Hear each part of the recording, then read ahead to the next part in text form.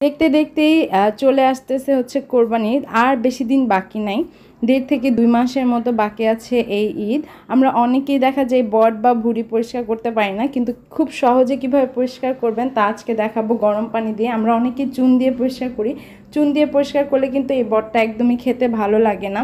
প্রথমে একদম ফুটন্ত গরম পানির মধ্যে এই বটটা দিয়ে দিবেন, আর দিয়ে সাথে সাথেই কিন্তু উঠিয়ে রাখতে হয়। একদম আমরা অনেকে করি কি ভিজিয়ে রেখে দিই, ভিজিয়ে রেখে দিলে এই বটের ময়লাগুলো উঠতে চায় না সহজে। গরম পানির মধ্যে সাথে সাথে চুবিয়ে দেন হচ্ছে উঠিয়ে এভাবে একটা চামচের সাহায্যে পরিষ্কার করে নেবেন। দেখেন খুব সহজেই কিন্তু এই বটটা পরিষ্কার হয়ে যাচ্ছে।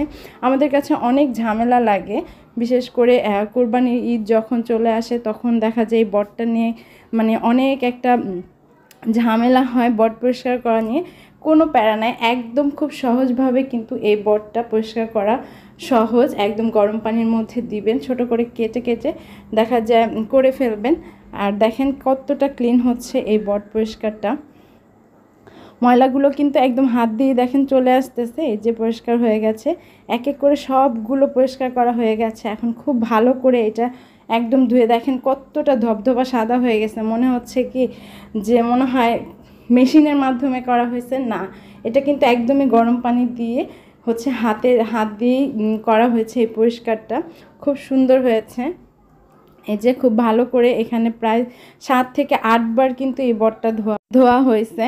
আর এটাকে আমি এখন সিদ্ধ বসিয়ে দিব পানির মধ্যে দিয়ে। দেন হচ্ছে হলুদ আর হচ্ছে সামান্য পরিমাণ আদা রসুন বাটা দিয়ে সিদ্ধ করে নেব কিছুক্ষণ। সিদ্ধ করে ছোট করে কিউব কিউব করে কেটে নিব। আর দেখেন এটা কিন্তু বেশিক্ষণ সিদ্ধ করা যাবে না, বলক আসে আর 10 মিনিট থেকে 15 মিনিটের মতো বয়েল করতে হবে। এই যে আমি এখন নামিয়ে ঠান্ডা করে নিব। ঠান্ডা করে দেন হচ্ছে ছোট ছোট করে কিউব করে কেটে নিব। রান্না করার সময় কিন্তু অবশ্যই আবার ভালো করে ধুয়ে রান্না করতে হবে। তৈরি হয়ে গেল আমার হচ্ছে বট পরিষ্কার।